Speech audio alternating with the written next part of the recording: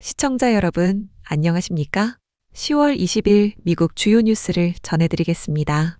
트럼프 대통령이 콜롬비아에 대한 미국의 재정 지원을 전면 중단하고 콜롬비아산 수출품에 새로운 관세를 부과하겠다고 발표했습니다. 트럼프 대통령은 콜롬비아의 페트로 대통령을 불법 마약 지도자라고 지칭하며 콜롬비아 정부가 마약 생산을 막지 않는다고 강하게 비판했습니다. 그는 콜롬비아가 스스로 마약 거래를 중단하지 않으면 미국이 대신 나설 것이라고 경고했습니다. 이어 전용기 에어포스원에서 기자들과 만나 콜롬비아는 더 이상 마약과 싸우지 않는다며 그 나라는 사실상 마약 제조 공장이라고 주장했습니다. 트럼프 대통령은 오늘 구체적인 관세 조치를 발표하겠다고 밝혔습니다.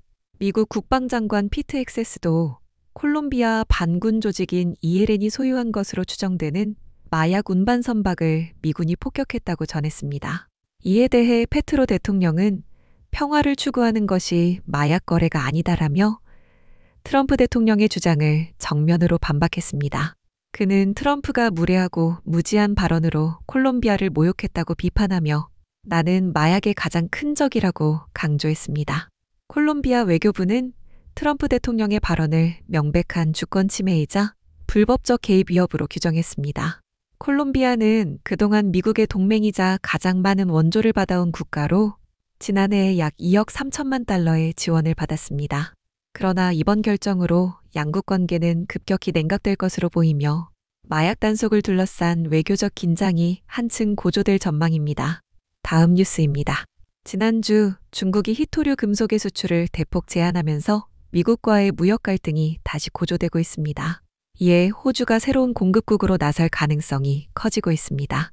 호주는 세계 주요 히토류 매장국 중 하나로 이번 조치를 기회로 보고 미국 등 서방 시장의 수요를 충족시키겠다는 입장입니다.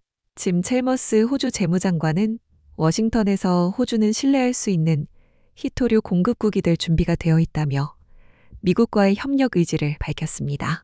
중국은 전 세계 히토류의 약 70%를 생산하고 가공의 90%를 독점하고 있습니다. 하지만 최근 12종의 수출을 제한하며 반도체와 군수산업에 필요한 핵심 자원 공급에 제동을 걸었습니다. 이에 미국은 첨단 기술과 방위 산업의 안정적 공급망 확보를 위해 대체 수입처 찾기에 나섰습니다. 호주 알바니지 총리는 오늘 백악관에서 트럼프 대통령과 정상회담을 열고 히토류 협력과 국방 안보 문제를 논의할 예정입니다. 이번 회담에는 호주 자원부 장관도 동행해 히토류 개발 투자 및 가공기술 협력 방안을 구체적으로 조율할 계획입니다. 호주 최대 히토류 기업 리나스레어스는 최근 미국 노비온 매그네틱스와 방산용 자석 공급 계약을 체결했습니다. 이 계약으로 리나스의 주가는 14년 만에 최고치를 기록했습니다. 현재 미국과 호주는 히토류 공급망 강화를 위한 공식 협정 체결을 추진 중이며 세부 조율이 이르면 올해 안에 마무리될 것으로 전해졌습니다. 다음 뉴스입니다. 지난 토요일 캘리포니아주 캠프 펜들턴에서 열린 미 해병대 창설 250주년 기념행사가 예상치 못한 사고로 긴장감 속에 마무리됐습니다.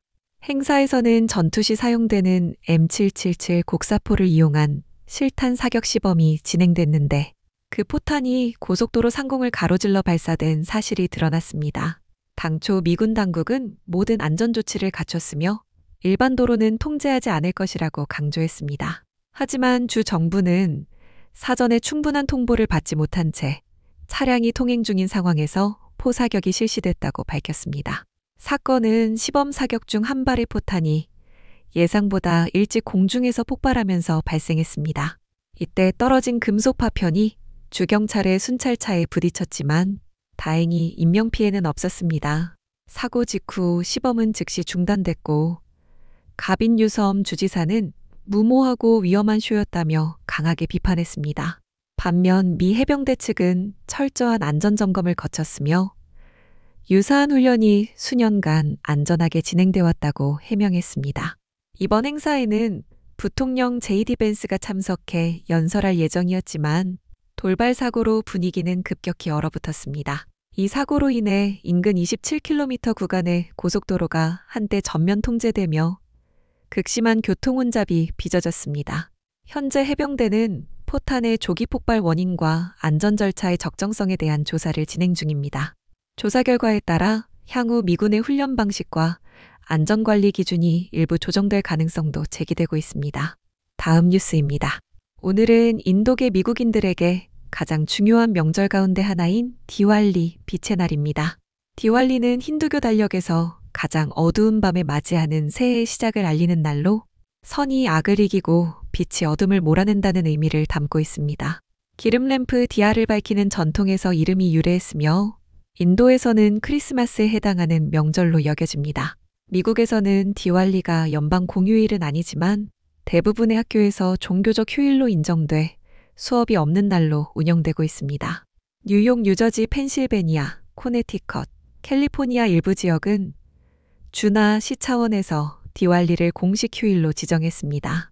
캘리포니아는 지난 10월 초 개빈 뉴섬 주지사의 서명으로 내년부터 디왈리를 주공휴일로 시행합니다. 뉴욕시는 지난해부터 공립학교 휴교일로 지정했고 뉴저지의 에디슨과 저지시티 같은 도시도 같은 조치를 취했습니다. 현재 미국 내 인도계 인구는 약 520만 명으로 아시아계 가운데 두 번째로 큰 비중을 차지합니다. 이민 1세대뿐 아니라 2세대, 3세대로 이어지며 디왈리는 지역사회 전반에서 널리 인식되고 있습니다. 백악관은 오늘 디왈리 기념 행사를 열고 대통령이 전통 램프에 불을 밝히는 의식을 진행할 예정입니다. 이 행사는 인도계 미국인의 사회적 영향력과 종교적 다양성을 보여주는 상징적 자리로 평가됩니다. 비록 디왈리가 대부분의 주에서 법정 공휴일로 지정된 것은 아니지만 미국 전역의 학교와 기관들이 이를 공식 일정에 포함하며 대표적인 다문화 종교 기념일로 자리 잡고 있습니다. 다음 뉴스입니다. 중국 정부가 미국 국가안보국, 즉 NSA가 중국의 국가표준시 기관을 해킹했다고 공식 주장했습니다. 중국 국가안전부는 성명을 통해 NSA가 지난 2022년부터 자국의 국가시각서비스센터를 대상으로 사이버 공격을 감행했다고 밝혔습니다. 이 기관은 중국과학원 산하연구소로 통신, 금융에너지, 국방 등 주요 분야의 국가 표준시를 제공하는 핵심 기관입니다. 중국 측은 NSA가 외국산 스마트폰 메시징 시스템의 취약점을 이용해 직원들의 휴대전화를 해킹하고 이후 탈취한 인증 정보를 통해 내부 네트워크에 접근했다고 주장했습니다. 또한 2023년부터 2024년 사이에는 42종의 해킹 도구를 동원해 시스템 내부를 침투하고 정밀시각 동기화 장비를 공격하려 했다고 덧붙였습니다. 국가안전부는 이번 공격이 주로 밤 시간대에 이뤄졌으며 미국과 유럽, 아시아 지역의 가상사설망을 통해 신원을 은폐했다고 밝혔습니다. 중국은 해킹 시도 중 일부를 차단했고 이후 보안 방어 체계를 강화했다고 주장했습니다. 미국 NSA는 현재까지 별도의 입장을 내지 않았습니다.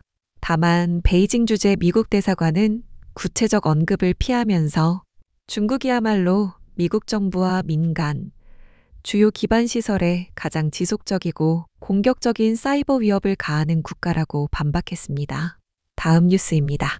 미국 사회보장국이 오는 수요일 10월 22일에 예정대로 사회보장급여를 지급합니다. 최근 연방정부의 셧다운으로 인해 일부 수급자들이 급여 지급이 중단될 수 있다는 우려가 커졌습니다. 하지만 사회보장국은 모든 사회보장급여가 예정된 날짜에 정상적으로 지급된다고 공식 발표했습니다. 이번 지급은 10월 정기지급분 가운데 마지막 주차 일정입니다. 대상은 은퇴연금, 장애연금, SSDI, 유족연금 수급자 중 출생일이 매달 21일부터 31일 사이에 해당하는 사람들입니다. 사회보장급여는 수급자의 생년월일에 따라 매달 둘째, 셋째, 넷째 수요일에 순차적으로 지급됩니다. 10월에는 8일이 1일부터 10일 출생자, 15일이 11일부터 20일 출생자, 그리고 22일이 21일부터 31일 출생자 지급일입니다. 1997년 5월 이전에 수급을 시작한 장기 수급자들은 매달 3일에 별도로 지급을 받습니다. 또한 저소득층 노인이나 장애인을 위한 보충소득 보장제도 SSI 수급자들은 매달 1일에 지급이 이뤄집니다. 사회보장국은 셧다운 여부와 상관없이 급여 지급 일정에는 변동이 없다고 강조했습니다. 현재 약 7천만 명의 미국인이 사회보장급여를 받고 있으며 은퇴자 평균 수령액은 월 $2,008 수준입니다. 장애 수급자는 월 1,583달러, 유족연금 수급자는 1,575달러, SSI 수급자는 평균 718달러를 받고 있습니다.